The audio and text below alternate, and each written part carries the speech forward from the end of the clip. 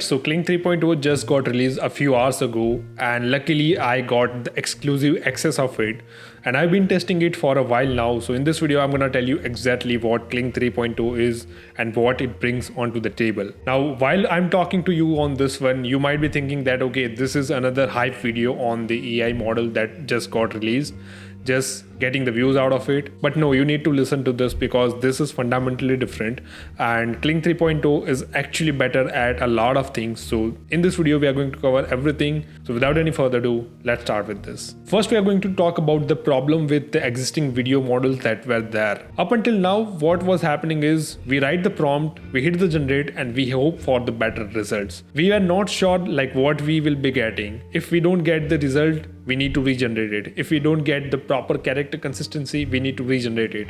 If we don't get proper sound, or let's say the character blends into different character, we need to regenerate it. And that was there, like we were gambling constantly with the credits and with the generation of prompts, hoping that we hit the jackpot, getting the better results. But you know what the issue is, right? We need to regenerate it, and that was a total waste of time, giving very little control over what we are able to generate. But with Kling 3.0, that has actually changed. Kling 3.0 introduces something the AI video space has been desperately needed: scene-based generation. And I don't mean scene that the AI randomly decides to create. I mean scenes that you decide. Here's how it works. Instead of typing one prompt and hoping for the best, you can now create videos with 2 to 6 seconds. Each scene gets its own description and its own duration, anywhere from 3 to 15 seconds total per video. So you're not just telling AI to create a video, you're telling it to create scene 1, close-up shot of XYZ for this many seconds. You're creating scene 2 for this particular instance and for this many seconds, and you can define it for as many scenes as you want. Like you can define the exact scene you want and the duration that you want it for. This is the first time you can actually plan your video like you are on a film set. You have a short structure, you have pacing, you have intentional transitions and sound effects, everything onto your control. But that's not it. It gets better, and in Kling 3.0 we have frame-based control. So now we can control the start frame and the end frame. Earlier in Kling 2.6 it was not there, but with this model update we are actually having the scene-based control. So you can precisely decide what you need, the frame starting part, and where you want your frame scene to be ended. Now let's talk about what happens inside the scene generations, and this is where Kling 3.0 actually becomes really impressive. First, the physics of it.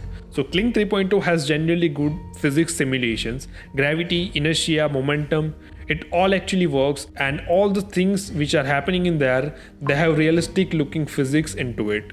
And the camera movement also works really well in there. Second big thing is character consistency. You can add elements into your scene and they actually stay consistent throughout the entire video. With Kling 3.0, we are able to maintain the identity, proportions and appearance across all the scenes which are being generated here. This is a massive advantage for you now. And then there is audio. Kling 3.0 generates video with or without sound. But here is what's wild. When you do enable the audio, you get very ultra realistic sound effects based on the scene which are happening into your scene. For example, if someone is walking on the ground, you will be hearing exact footstep sound effects at the right moment.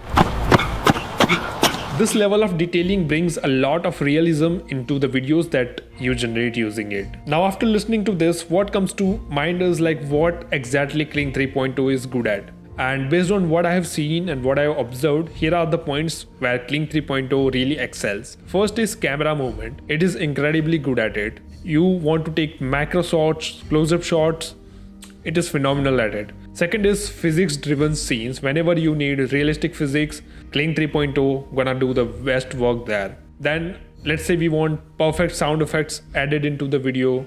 Again, Kling 3.0 nails there. Character consistency also really awesome because of the elements that are being brought into the scene. Now if we are talking about the good parts, then comes the bad part as well, like where Kling 3.0 is not good. So let's say if you want to have very pixel perfect control over the scene, it might not be a good fit for it. If you want to have very realistic phenomenal choreography that we want to do it, Kling might not be able to bring that level of detailed choreography that we want it to do.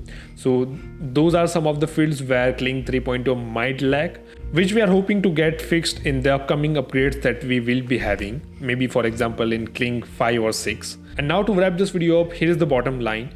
Kling 3.0 is not perfect. No model is perfect yet, but what we have is this model is way better than what we were having before. So there are some points where Kling 3.0 excels, but there are some points where it lacks as well. So whenever you are generating, you need to keep this thing in mind that it is not perfect. So we might need to iterate on the generations, and in the near future, we might be having even more control on the generation itself. So with that, this is Kling 3.0. Let me know what you think about in the comments, and subscribe if you want to follow along on the AI exploration with me. I'll see you guys in the next one.